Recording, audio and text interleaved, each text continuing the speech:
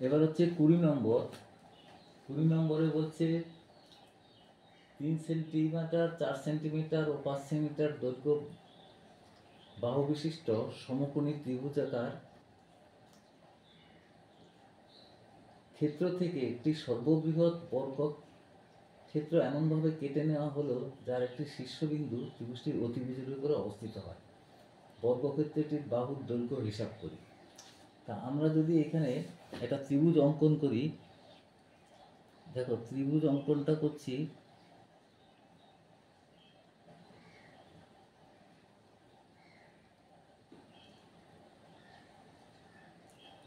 ABC একটি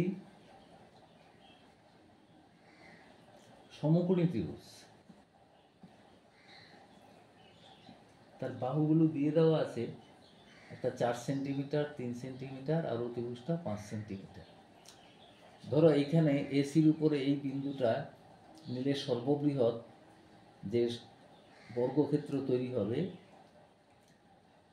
এই বিন্দুটার নাম হচ্ছে, আমি যদি এখানে ডি দিই, এখানে ই, এখানে এফ, তাহলে বিডিই এফ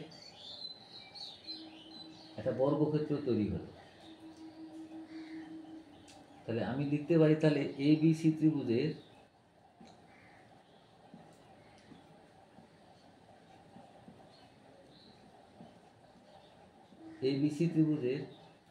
এবিসি 90 ডিগ্রি, আর বাহুগুলো বলে দেওয়া আছে বিসি ইকুয়াল টু 4 সেমি, তারপর আরেকটা হচ্ছে এবি ইকুয়াল টু 3 সেমি, আর এসি ইকুয়াল টু 5 সেমি।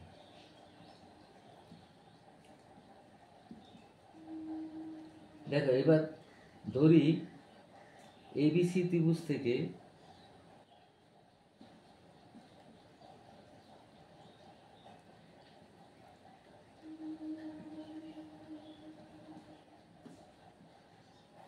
সর্ববৃহৎ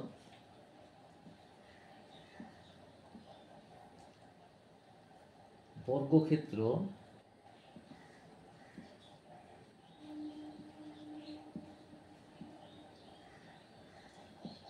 বর্গক্ষেত্রটার নাম হচ্ছে বিডিইএফ। এই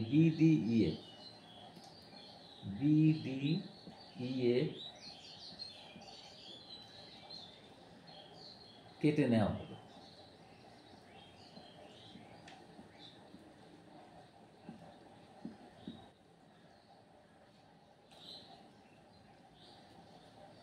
যার প্রতিবাহুর দৈর্ঘ্য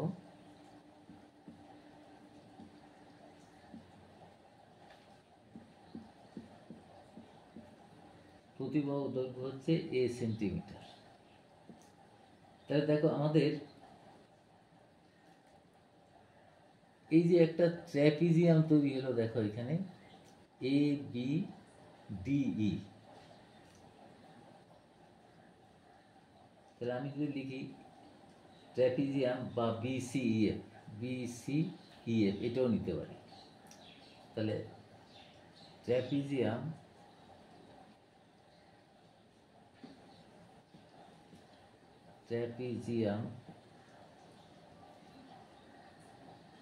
বিসিইএফ,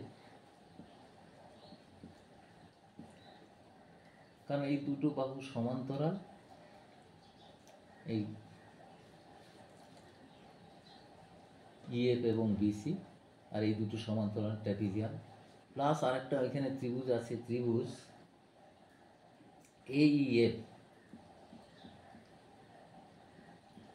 এইএফটা সেটা হবে তাহলে ত্রিভুজ এবিসি। ট্র্যাপিজিয়ামের ক্ষেত্রফল আমরা জানি 1/2 বিসি প্লাস ইএফ,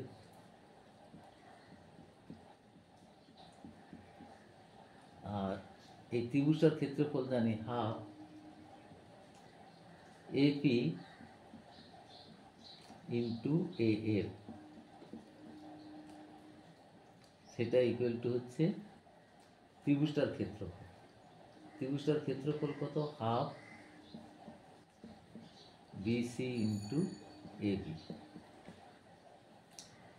তাহলে এই হাফটা আমরা কেটে দিতে পারি, হাফটা লিখবো না, এই হাফ হাফ কেটে দিচ্ছি কমন নিয়ে। তাহলে বিসি ইকুয়াল টু হচ্ছে 4, ইএফটা হচ্ছে এ, এগুলো সব কটা আমরা এ ধরেছি। তাহলে 4 প্লাস এ প্লাস এপি ইন্টু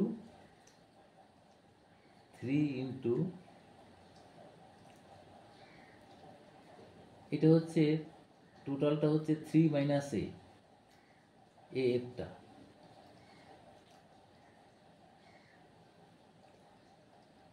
এটা এ আর এটা 3 মাইনাস এ, আর এটার ক্ষেত্রে 4 ইন্টু 3। তাহলে এবার যদি আমরা 4 প্লাস এ ইন্টু এ, এখানে একটা ভুল হয়ে গেছে, এখানে উচ্চতাটা লেখা হয়নি, উচ্চতাটা হচ্ছে এবি।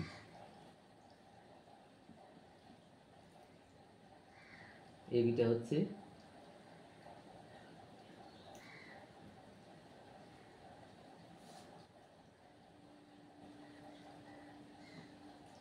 সামান্তরিকের ক্ষেত্রফল হাফ সমান্তরাল বাহুদ্বয়ের মধ্যে দূরত্ব ইন্টু বিএফ ইন্টু বিএফ।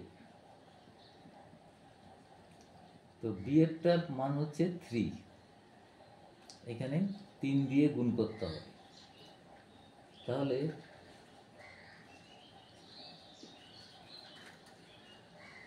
বিএফটা এ, তাহলে 4a প্লাস এ স্কোয়ার প্লাস এখানে 3a minus A square equal to হচ্ছে 12।